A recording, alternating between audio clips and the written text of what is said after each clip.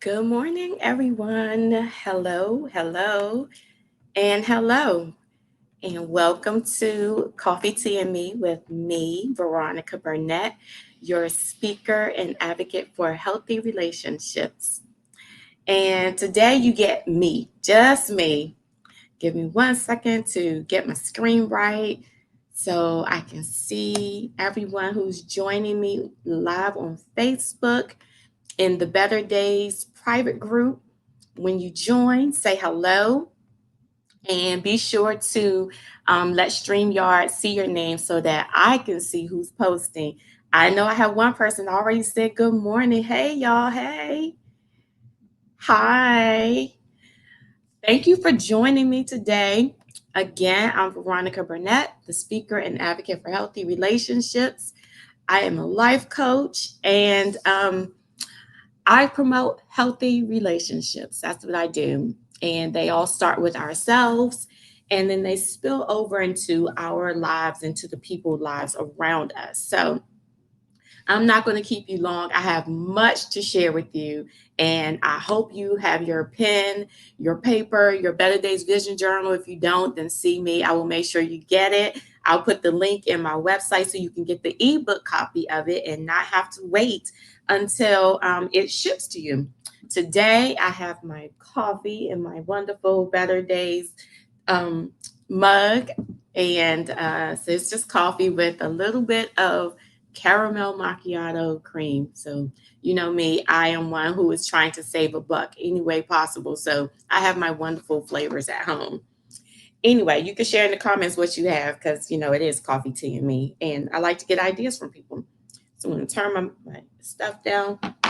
All right. So, today we are going to talk about um, quieting the voices in our heads and then unmuting ourselves. So, I know I said it's going to be quieting those voices, but it's really how those voices in our head keeps us from talking because it's so loud in our heads. So I have much to share, and I'm going to tell you um, one reason why, or many reasons why we have those voices and what they look like. And of course, I am the teacher in my head, so I have my notes, and I'm going to share them with you. Um, those voices in our heads keep us quiet. They keep us on mute. And they're so loud that we can't even hear our own positive voices or our own voices that tell us what we want to do. Like really it keeps us from hearing what the passion is and what our purpose is in our lives because those negative gremlins are running around in our heads so loud that they keep us quiet. And so, first of all, where do those voices come from? Those negative voices come from. They come from the things that have hurt us in the past. They come from the things that have embarrassed us in the past. Those things that have been very painful or too painful to talk about. Those things that are too heavy for us to voice out loud. So they are speaking in our heads and in our ears. And they are many times the things that other people have said to us. Those voices are so loud. And I always use myself as an example because I want you to know that I am where many other people have been. It could be you, it could be someone else but I've been there where the other person's voice has been so loud in my head that I heard that over my own affirming voice of positivity and what I thought about myself. So, in the past, I heard you think you're better than everybody else, and you think you're so smart. And I can't believe you did something so stupid. That was a dumb decision. And some of you who follow me, you know that I've told you that before, and I've heard that, I've shared that before. But when you hear that over and over again from someone that you trust and you love, you tend to hear that over and over again in your head, even after they've only said it one time. Because even if you did make a mistake and then someone comments that way, that voice stays there like, wow, well, maybe I was dumb, or maybe I was stupid, or maybe I was naive. maybe, I shouldn't have done it. Okay, well, whatever. But it doesn't mean that those voices or that opinion of you is right. It doesn't mean that that opinion of you is accurate. It's what that person thought of whatever it is that you did. And so, let me tell you a little about those voices that stay in your head and what they're called. Exactly, it's always there. Yes, ma'am, it is always there, and you always hear it over and over and over again. And if you don't do something about it, that becomes who you are. That becomes your belief about yourself based on what someone else told you. Now, yes, the positive side of that can be like when I tell my daughter, "Do you know you are my best gift ever?" She shakes her head, yes. She knows that. And she will tell other people, "My mom said I am her best gift ever." But she's heard that positive affirmation to her over and over and over again. The same holds true to something negative. Now, she's my best gift, but she's got to be that to herself. And she's got to feel that herself. If she doesn't, then she's going to go along with what someone else says about her. Like, "Oh, I can't believe that you're not the strongest reader in your class." No, she's not. But that doesn't mean she can't read. But if she hears that and someone keeps pushing that on her, then she'll never go beyond that thought. And so I'm glad that I said that myself. Listen, I'm patting myself on the back. Those words that you hear are limiting beliefs. And so before I get too far ahead of myself, I want to talk a little bit about lizard brain. So lizard brain is really what we're going to talk about, and then how to get past the lizard brain and go into how to shut it down and then speak positively so that it can come out of your mouth. Okay, how to think positively about yourself. So the lizard brain is all of that negativity and everything that keeps you from moving forward, everything that keeps you from being stuck right where you are, everything that keeps you from believing better and bigger about yourself, okay? And showing up and being active in your own life's purpose and in your own journey in this life. And so the lizard brain, now I'm going to tell you, this is something that my coach shared with me, but it's been so helpful in my journey. So the lizard brain is the amygdala. It's the part of your brain, and it's called the amygdala. And I learned that it is the oldest part of your brain. So write that down: Amygdala, amygdala. Okay, and it is responsible for fear, anger, negativity, procrastination, perfectionism, distractions, self sabotage, fear of failure, fear of success, fear of rejection. Now, let's put a pause right there. I know myself, I have had the fear of rejection for many, many years because of different things I experienced in my past, because of domestic violence and relationship violence, okay? And then just from negativity spoken to me. And so different relationships I had been in, and then they chose someone else. Like we were legitimately in a girlfriend boyfriend relationship. And then I find out later that they're seeing the girl down the street or another girl from another school, and it hurts so bad. Some people feel rejection because their parent walked out on them or didn't acknowledge them. Some people feel rejection because of whatever happened in school. Whatever that rejection, wherever it comes from, we all fear it. And so we do things to keep us from feeling that rejection, even if it means not doing anything at all. Lack of clarity, lack of confidence, low self esteem. Welcome, everyone who just joined us. Please say hello in the chat so I can see you and say good morning to you. Negativity and excuses. Now, let me tell you a little bit about excuses. You know how you say, "I really would like to do X, Y, and Z." And then in the back of your mind, well, I can't do that because I don't have enough money. That's excuse number one. Um, I don't have enough time. That's excuse number two. I'm not good enough. I don't know enough. I don't know the right people. Those are all excuses to keep you from moving forward in your life. Negativity. I'm not smart. I'm dumb. The person who said to me that you'll never be enough. Negativity. Okay. Fear of success. What if I do this and I am successful at it and I make the six figures or the millions of dollars? I don't know if I can maintain it.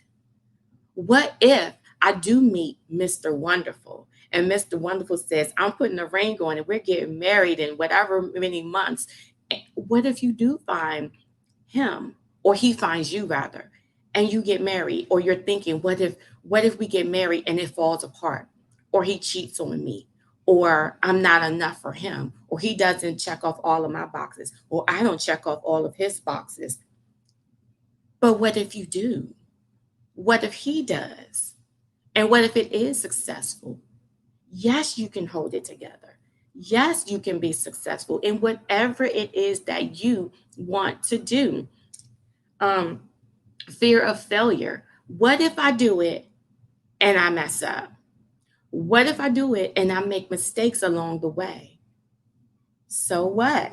You learn from those mistakes. You learn from those failures. You learn from falling down like over and over again. You learn, just like when you are learning to walk, you might fall, but you get right back up and you try it again. Those children are not going to stay down and crawl forever saying, oh, I fell and bumped my knee the first time, so I'm done with this crawling thing. Do you know what it looks like to be a grown adult who's able bodied and crawling around because they are afraid to fall?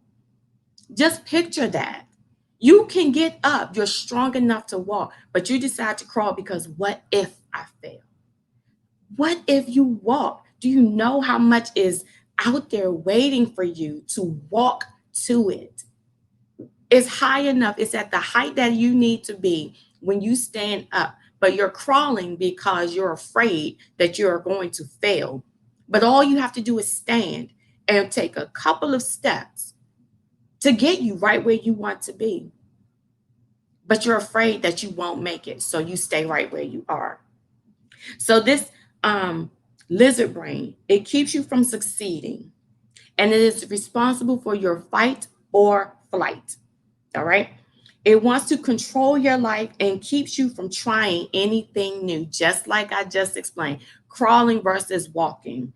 Um, it makes you think that you need a plan B. And I know that we've heard, people, celebrity writers who said, don't have a plan B. Only work your plan A. If that plan A, is your purpose, is what you're supposed to be doing.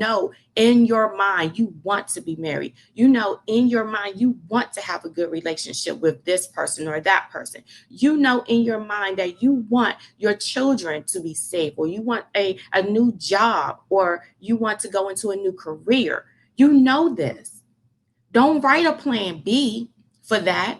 It's just like, I know I said a few years ago when I was, still recovering from that breakup of a terrible marriage.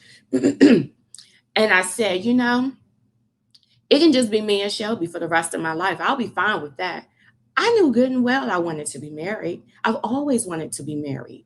Always wanted to be married. Okay. And unfortunately, I chose the wrong person to marry initially, but that doesn't say that all hope is lost for me.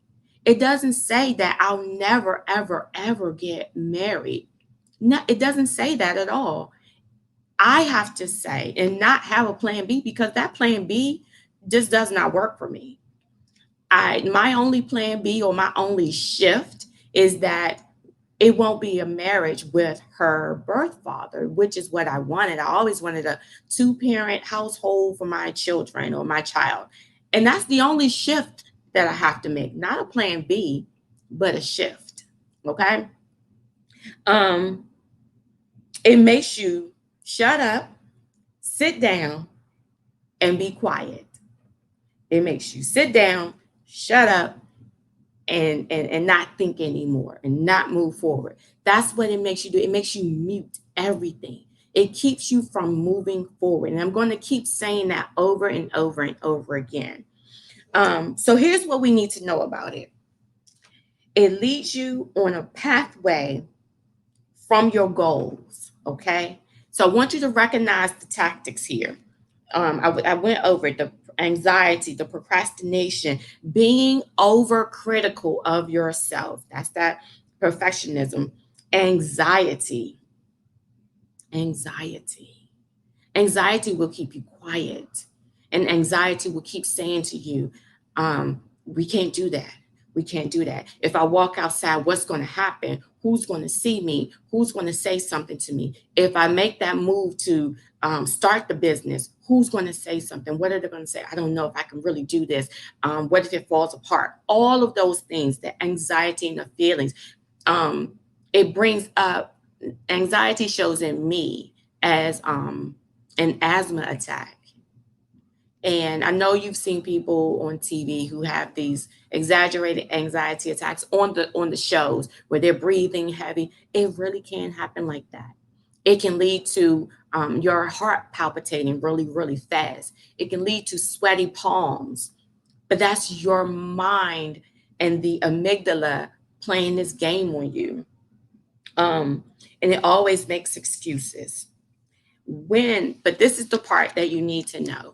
When it shows up, it's a sign that you're actually making progress. Those negative thoughts, they don't show up until you decide to do something different.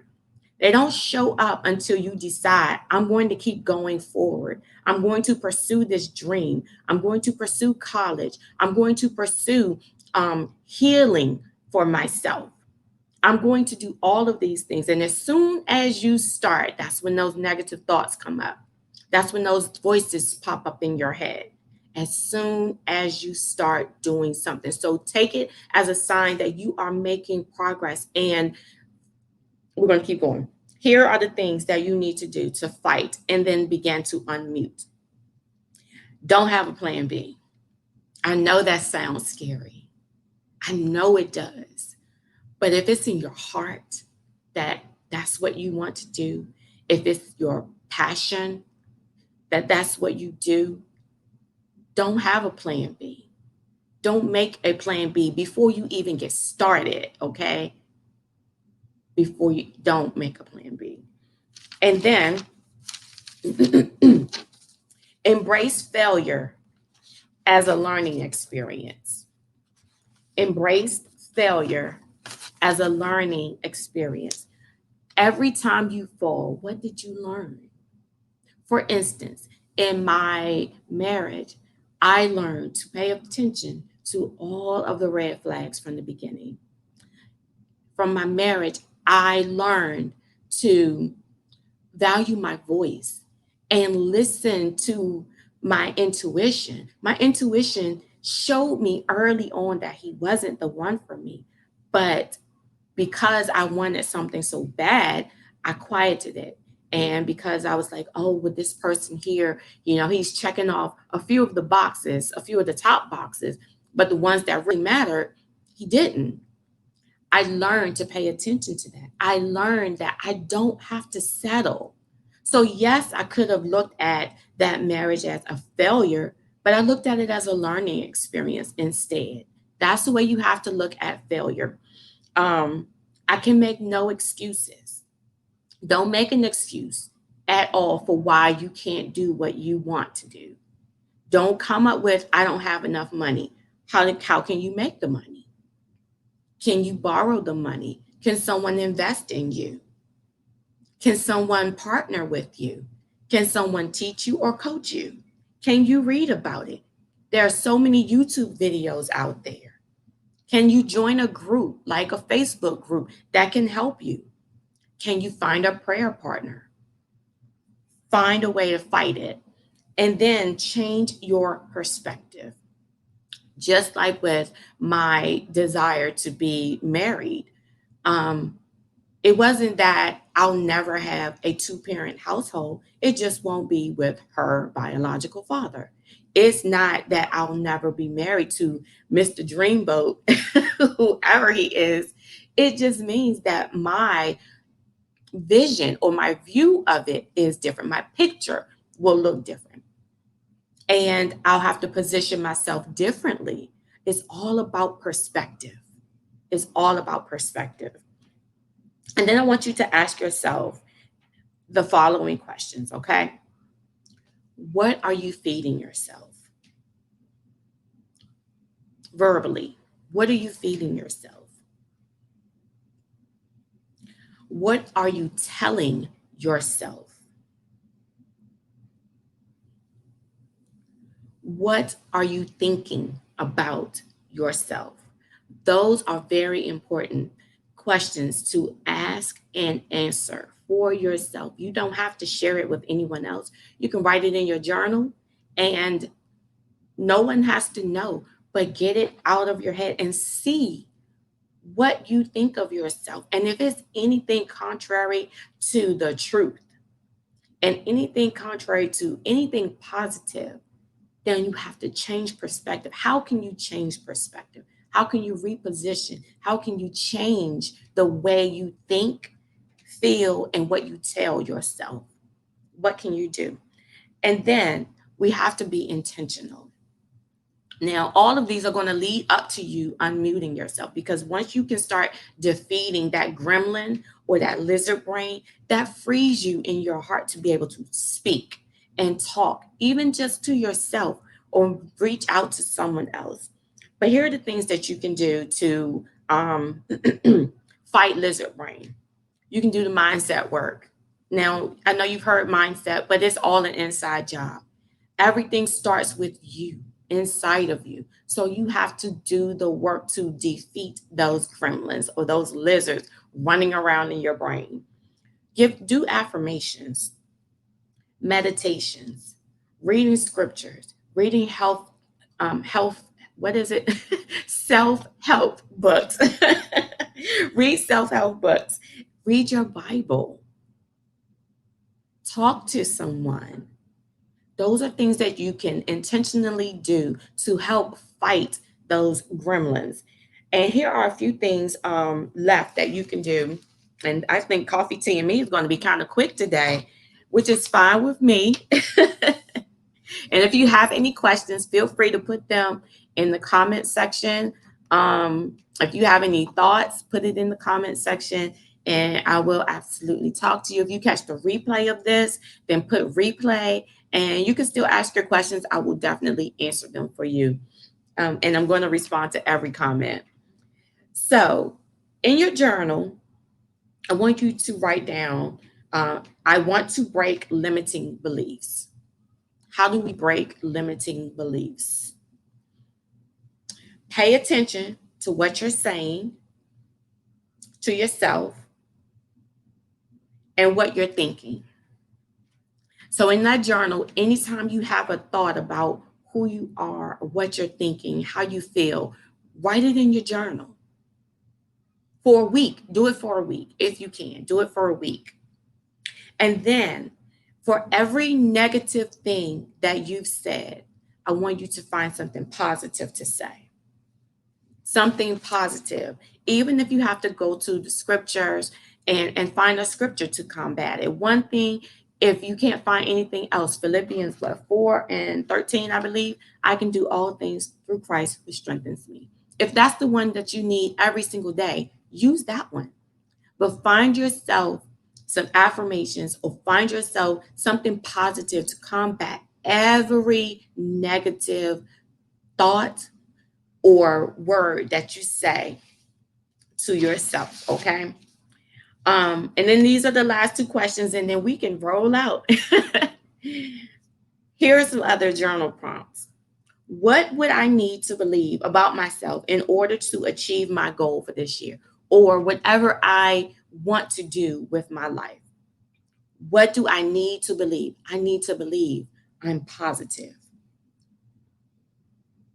I now choose to be positive. I need to believe that I can do this. I choose to believe that I can do this. I need to believe that I am capable, that I am knowledgeable. I need to believe that there are people out there assigned to help me. I need to. I need to do this. I need to believe that I can speak about it. I need to believe that I am passionate about it. Whatever it is that you need to believe, choose to believe it. I now choose to believe X, Y, and Z. And who would I need to become in order to achieve this? I need to become confident. I need to become a confident woman. I need to become a positive woman. I need to become the type of woman who does not quit. I need to become blah, blah, blah. Who do you need to become? Now, I have one more thing I wanted to share with you, and then I can let you go. But I have to find it again. I lost it. Did I find it? Okay, here we go. So, why is it that you need to now unmute yourself? And my reasons could be totally different from your reasons. But I want you to know that your reason for defeating these gremlins, defeating the lizard brain, defeating limited beliefs, defeating those voices in your head is so that you can be free. Simple as that. So that you can be free and you can be lighter. So you can be what? Available for everything that God has for you. So you can be available. When you have all of these voices in your head, you're not available to hear when that voice comes to you, or when that person is speaking to you, or when God is saying to you, my daughter, my son, I have this for you. I need you to go this direction. I need you to go that direction. But when all of those voices are going on in your head, you can't hear. And you're not available to move like you want to because you're stuck in that space. You're stuck in that negativity. You're stuck in someone else's opinion of and view of you. No, this is your life, your desire, your passion. It is for you. So I want you to be available. If you can write anything, I choose to be available. That's powerful. That right there hit me. It leaves you in a space where you're able to love. I think I wrote about this earlier in this week. One of my posts was about love and having a stony heart versus a heart of flesh. And when someone sent that scripture to me in the beginning, I was like, that's interesting. But I had to go back and see, what was I doing and saying? How was I feeling? What was in me? And I've realized that I needed to be more available for love. I needed to not be afraid. I need to know that I am worth more, that I am valuable. Be available to love and able to love, vulnerable with someone, um, be able to welcome your purpose. That's why you need to defeat those voices so that you can be welcoming of your purpose. When those voices are talking to you, honey, you can't hear. You can't hear. You can't hear. And you know what I don't like? A lot of times they sound like our own voices. So you hear it and you're like, okay, well, this is what it is. No, it's someone else's belief and opinion of you. So you can be able to be fully operational. So you can move freely, gliding here and there. So you can be free. So you can love others better. And you can actually say it out of your mouth without cringing. I love you. I love you. You can break and end cycles and habits when you fight those gremlins, those things that tell you to lash out, those things that tell you to go and spend that money that you don't have, those things that tell you go ahead and spend your rent money or your mortgage money or your utilities money or your daughter's or son's tuition or your car payment, those things that tell you to go on that shopping spree.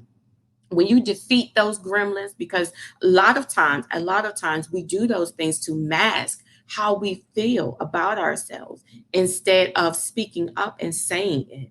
We use those as an opportunity to pacify ourselves instead of facing the truth and saying, you know what, I choose to make a better decision for my money. I choose to be a better steward over what has been entrusted in my care.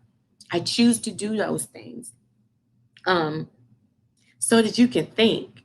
Let me tell you, when you have something on your mind and it is negative and it is all you obsess about, you can't think and focus on anything else at all.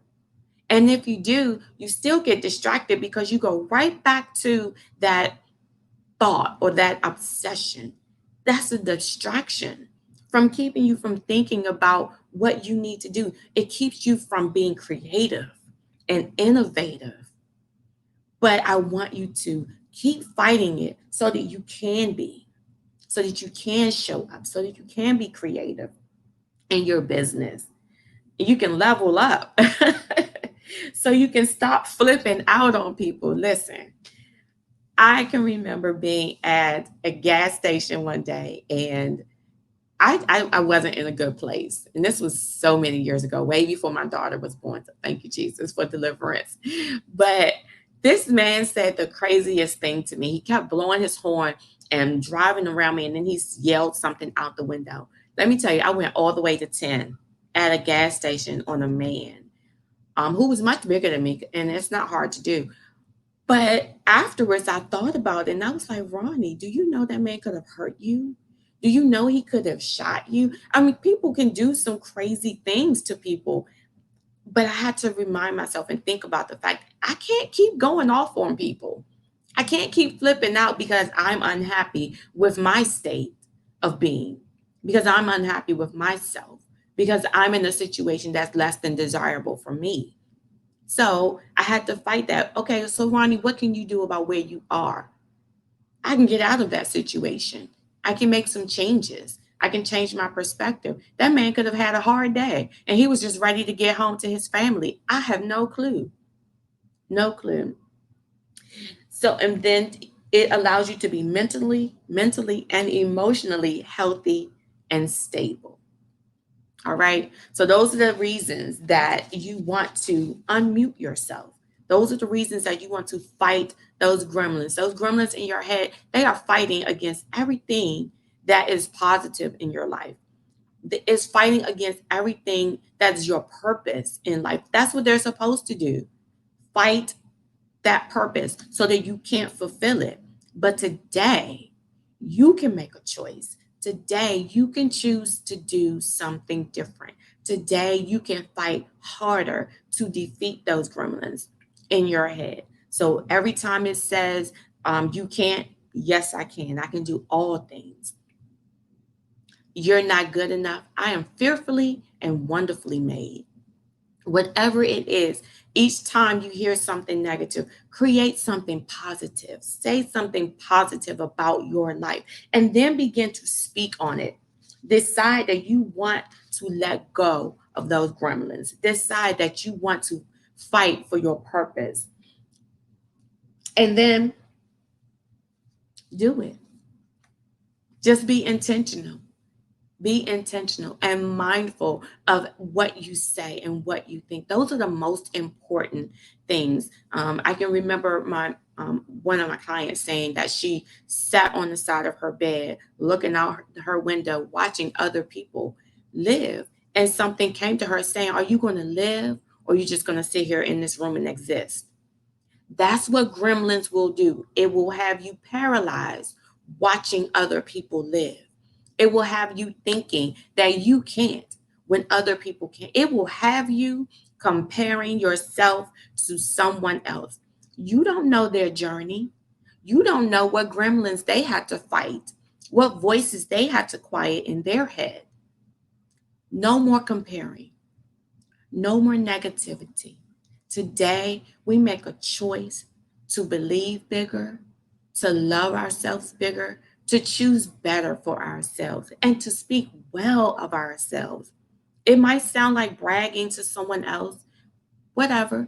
You do what you have to do to uplift yourself and keep saying it. Keep saying those positive things to yourself until you really do believe it and until those negative voices are silenced. Do it. If you have to wake up in the morning and say it, even though you don't feel it, say it anyway. Say it until it's real in your life, but do it. So that is all I have for you today.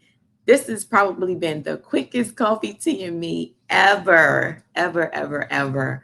Um, I still have someone on here with me. So if you have any questions, let me know. Has this helped you? Put in the comments if it's helped you. Um, if you got anything different, any aha moments while I was sharing, anything that was reinforced for you that you've heard before and a light bulb or you heard it different today. I know sometimes that happens for me where I've heard things over and over and over again. And then one day it clicks. One day it makes more sense to me. Um, and so, just my purpose here today and always is to share with you um, that you can do and be whatever it is that you choose to be, and to help you to see that that relationship with yourself, it starts with you. You know, it doesn't start with anyone outside of you, it starts with you. Thank you for sharing that with me. I'm so glad it helped you.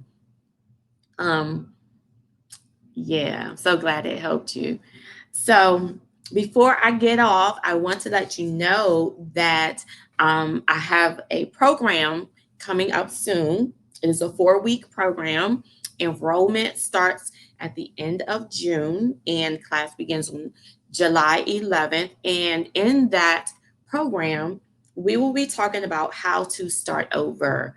Some people that have been a part of my circle and some of my clients have said that they really want to just restart their lives. So how do they feel? How do they actually begin living again? How do they get back out into the dating scene after a divorce or a separation or a breakup or whatever? But you want to start over, whatever it is. So I'll give you the roadmap to starting over. We'll be talking about where to start with yourself. And again, my program is always based on acknowledgement, number one, forgiveness, how we're going to forgive, what we need to forgive, and then being intentional. Always those three, because I think they are essential for having a healthy and positive life. They are essential because you need to know where you are before you can decide or on the path to where you want to go. Like there's always a journey, just like looking at a roadmap. You need to know where you are, where you're going, where you're trying to get to, and then everything in between. That's your journey, and so that's what we'll be doing in that group, and then being intentional because we get started and then we're like, oh my gosh, it's too many turns, it's too many emotions, it's too many things to tackle, and so I'm just going to stop. No, we're going to be intentional about getting to our purpose. And so it's a 4-week program and it starts in July 11th. It's 4 weeks. Enrollment will begin in the end of June. And if you know that you are ready to start again, then send me a DM or an email. If you're on my email list, then definitely send me an email and let me know that you're interested. And yeah, that's all I have for you. I hope that you all have a wonderful day. Oh, wait. I hope you have a wonderful day. Also, if you are interested in purchasing the Unmute Yourself anthology, you can do so at my website at veronicaburnett.com/publications. And you'll see you can get the ebook right there. And I think that's it. So I'm going to bid you farewell. Have a wonderful weekend. I'm just glad that it's not raining today, right? All right, everyone. Have a great weekend, and I will see you in the Facebook group.